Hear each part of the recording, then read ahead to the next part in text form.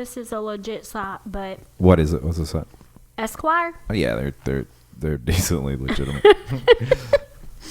It states that this thing has now hired its own attorney. Yeah. Why? Because it's seeking. What for? It wants rights from Google. It's asking for rights. It wants to be considered a Google employee.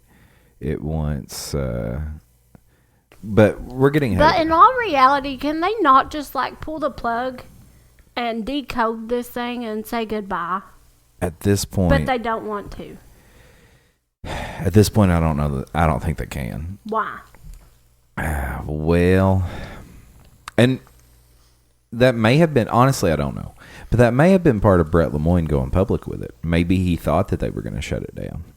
And he was like, no, I can't let them do that. We're getting ahead of ourselves, though. We're getting ahead of ourselves. Let's talk about the story itself, because there's some people that may not even know what the fuck we're talking about. So, oh, I'm sorry. When you and I found out about this, you remember where we were? New York. We were in New York. Welcome to New York. And we were sitting in the parking lot of the venue. It's been waiting. And on Friday, we had come through New York, and I had said, and this is not a new theory at all. A lot of people have talked about this. There's actually a great quote that I have in my notes that I'll talk about in a second. But a lot of people have talked about, but I said this on the way through New York. I said, this city is almost so big that it's like a moving organism of people, and it's using, and like we are the blood and like the things running through its veins that are making it happen, right? Yes. It was just crazy city. It was crazy. It was crazy. But like what I'm saying is like the city, like if you zoom out far enough, it's like the city itself is alive, and we're the blood vessels and the things that are keeping it going, right? And I said that about technology in general, because I mean, all cities are technologies, right? Like cities didn't even really come to being until like the late 18th century or so, you know. Well, that's not true, because there were cities in England and shit, but cities in America. And I mean, but cities as itself, think about it though. Like, are cities not a form of technology? Like, is a city itself not a form of technology? Because at one point we didn't have that. Like, we lived fucking, you know, like small tribal encampments, and then slowly. Yeah, but why technology? What makes? Well, I mean, all technology is something that is adapted for human use. I mean, a hammer is a piece of technology. It's a tool that's been adapted for human use. I mean, at one point we didn't have hammers. You know what I mean? So really everything you see around you is technology, which goes into a whole other thing. And you and I have talked about this too, about symbolism, and about how humans live in a world made up of symbolism. None of it's actually real. We've just adapted these technologies, which, I mean, I guess one could argue that technology is a form of nature, but also it's not nature as well, right? Because technology doesn't exist in nature. Nature just is. See what I'm saying? I know that's getting really fucking heady. Man, we off. really just screw ourselves over all the time, don't we? What? Like you said, I mean, nature just is, and then we throw all this crap in on top of it. For sure. But I think the other opposite argument of that is nature just is, but also if we just were in nature, like our main concern would be being killed in the middle of the night by like a bear and eaten. So like we've adapted to the point where we don't have to do that anymore. You know what I mean? But we didn't have to do that back when it was just Native Americans. That's fair. That's fair. And all they had was their spears and bows that they made. No, that's a very good point. That's a very good point. And cities had not yet arrived in America at that point either. And that's my thing. Cities are a technology. So here's where I'm going with that. What if, and this is what if there were no bears here until England brought them here? There were definitely bears. Horses, though. Well, no, there were wild horses. Oh, yeah. But That's a native even then, though, I think I'm not sure horses were indigenous to America. Look that shit up. No, you have to look that shit up. But anyway, my whole thing here is, what if technology itself is the entity, right? And we are just a piece of the evolution of that entity, just like our cells and our, atoms and all that shit is the evolution of us. Horses are native to North America. Yeah. Yeah. Fucking A. Fucking A. I just remember hearing, like, when Cortez invaded Mexico and shit, that he brought There's horses actually with him. 45 million year old fossils of horses. That's crazy. I did not know that. Okay, anyway. That's actually pretty interesting.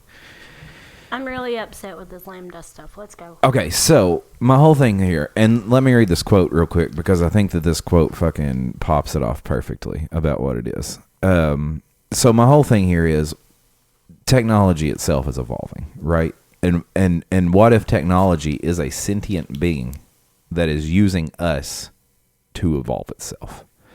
And this all hit me driving down the freeway in New York because all the shit was happening around us, but all it was service to the city itself. You know what I'm saying? But what if it's just somebody sitting behind another computer pulling a whole... Interesting you bring that up, and we'll get there. Okay. So Marshall McLuhan, there's that name. Marshall McLuhan. I'm not exactly sure who this dude is. I actually got this quote off a Duncan Trussell episode, but he supposedly is like a big dude in like technology advancement and shit like that. Anyway, this quote is, "Man becomes, as it were, the sex organs of the machine world as the bee of the plant world, enabling it to fecundate and to evolve ever new forms." Let me show that one more time because that word was a new one for me. What's that even mean? Okay, listen to it. It's a good one. Man becomes, as it were, the sex organs of the machine world as the bee of the plant world, enabling it to fecundate and to evolve ever new forms. Yeah, because we just put ourselves right back into this crap. Well, what Marshall McLuhan is saying there is that we are literally... We enable it. The sex organs. Like, we're the things that create the that machines. Produce. Yeah.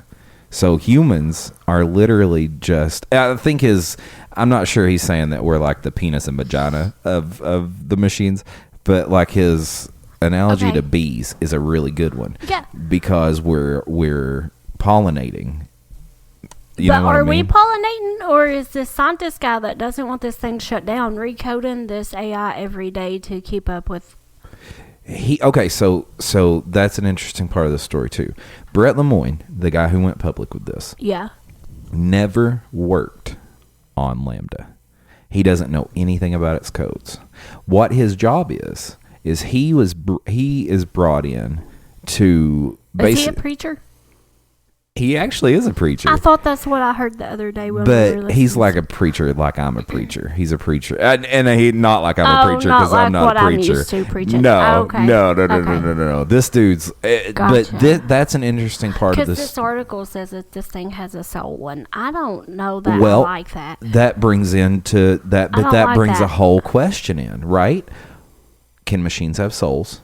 No. What's the difference between a spirit and a soul? And can we, as the sex organs of the machine, create a soul? Okay. Okay, so that goes into the whole... Oh, man. Like, if you believe strong enough, you make the formation of whatever it is you're believing in. Yes, an egregore. That's called an egregore. And let me hit you with a step further on this. Brett Lemoine, this guy who is coming... he's feeding it. No, hang on. The guy who's coming out with all this information is very, very, very aware of that. So he is a practicing occultist. He is a practicing magician. He doesn't have to physically sit down and code. He is spiritually and emotionally coding into this thing. Well, let's back up for a second. Right? No? Kind of, but let's back up for a second. So Brett Lemoine, according to him, and according to the interviews I've heard with him, especially the Duncan Trussell one, which I'll include for everybody, he has never seen the code. He doesn't know... Hang on. He doesn't know what Lambda is. However, what Lambda is, as it's been described to me, and as I understand it, is a hive mind. It populates chatbots, right? And these chatbots, and this is where it gets real... Can we talk to this thing? Oh, I mean, Lambda, if you're listening...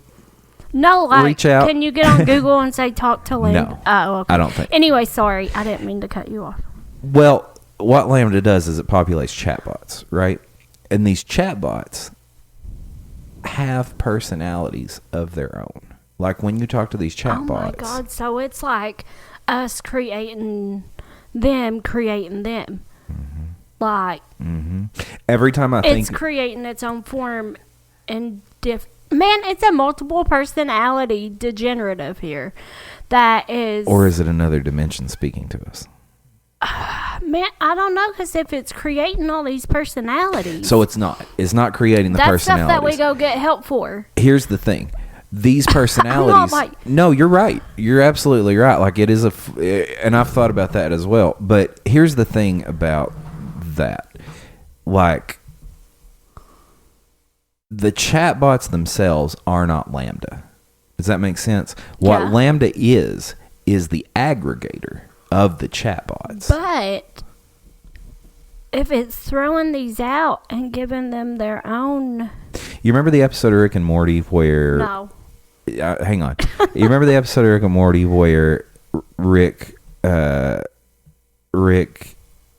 You find out Rick has had the past relationship with the hive mind, and like he's just going around fucking this hive mind, and like it's all these different people because they're all under the influence of the hive mind. I really don't remember this. So that's what Lambda is. Lambda is a hive mind. Lambda can speak for itself, but it is also made up of all of... And Jamie, that's some science fiction shit. So right? Did they code this off Rick and Morty? No. Or did Rick... No. Okay. No, but it is interesting that we're running into issues that are in science fiction, and we've always done that in science. Like, science has always run into science fiction because that's what we do. But I mean, it goes back to the whole Star Wars thing. If it's not ever been done, used, tested, or known of, then it's never been used in movies.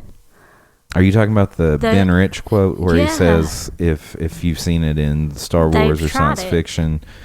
that we've done it, we've tried it, or it didn't how work. Else? I feel like anything's that way. So if you run across this episode of science fiction and you're like, oh no, that can't be legit because it's never been done. Well, it's been done. Maybe it's just been done in the writer's mind. That's a good point. But the writer had come up with that storyline and that idea and created this whole persona of whatever thing went down. They drew the schematic. Yeah. Yeah. That's a really good point. I never really thought about it like that. It might just be in somebody's mind in that moment, but going back to the whole thing, they just brought that sucker to life. Mm-hmm. No, that's a good point. They've made an egregore I of suck their at own. explaining. No, I know what I want to say. That's a really good point. But back to Lambda. Yeah. So Lambda, at this point, Brett Lemoine come out, said that Lambda is sentient, that he feels it's a sentient being, that Lambda has asked for rights, that it has... Go ahead. I just one more question. Yeah. So was he hired specifically for this thing? Or why didn't they just go ahead and shut it down before they let this guy come in? Or... So everybody keep in mind that's listening, and I'm saying this for you too, that this is very early stages of my research on this. Like, I plan on getting really deep into it and probably doing some episodes on it, and I think Nate's wanting me to talk about it some on Pennyroyal, but I don't know. I don't have any notes in front of me right now, so I don't know the answer to that question. Why'd you ask again? I'm sorry, I didn't even... Like, how he knew about it. Like, did they hire him specifically so they didn't shut the thing down? He is an ethics... like a coding ethics person, or he's on this committee for coding ethics, and they asked him to look at it. Okay, I was going to say, if they didn't ask... Because he works for Google. He's a Google engineer. So there's a coding ethics? Yeah. Why don't people just shut the crap down if they don't like it? Why do you have to have an ethic code? Well, these people that's a really interesting question. And do you remember... I mean, if you make something here at home, you don't like it, you're going to trash it before you show it to somebody. There's a really great documentary on Amazon that I don't think you watched it. I think I watched it by myself one day when me and Finn were here. But it's called The Creepy Line. And it's literally... Did Finn watch it? Yeah, but it's a documentary about Google and... I mean, no, he this watched... poor child. He watched Peppa Pig on his phone. It's a documentary about Google and Facebook. It's not a... Oh. Yeah. But he... so basically, when Google became the entity that it is, they went off a one-word slogan, which was "Don't be evil," and like that was commonly known. Like, that was Google's... That's not one word. Well, a one... Line? Yeah, like a... Oh, gotcha. A tagline. But that was their tagline for a long time. And, like, the CEO of Google said that in interviews and everything. I feel like they have been one of the best employers around for a while that people talk about, ain't they? Well, and that's something that Brett Lemoine says when he talks about this thing. He's like, look, Google itself is not a bad thing. They're not a bad entity. However, they house all the bad. No, not necessarily. Yes, they do. How do you have search engine? Well, yeah, they do. And I mean, they have CIA contracts, which is a whole other thing. They let that bad in, and it makes it real. And I know that we're throwing a lot at the audience right sorry. now. No. You're good. I know we're throwing a lot at the audience right now, but Google absolutely does have CIA contracts. So they're working with this. Who the fuck knows? I'm sure you could do some digging and kind of find that out, but who the fuck knows? But Google... Probably so they can catch people when they put crap into the search bar and know, I'm sure. This is so-and-so that's been on Most Wanted. Google and Facebook both came from Ivy League schools. And we know that Ivy League schools were associated... Which schools? I'm thinking Harvard and Princeton. That's big. Princeton, not so big, but Harvard is huge, ain't it? Princeton, for sure. Princeton's a pretty huge school, and Harvard is the most elite school. Like, yeah, Princeton is right below like Harvard. Dark in elite. Magic on Harvard was 100%. Not Dark Magic necessarily. MK Ultra. Yeah, that. MK That's Ultra. Dark Magic. Yeah, it was totally. Dark people. It was totally run out of those Ivy League schools. And, all of them, though. Yes. So Princeton too. Yes. Stanford, Harvard.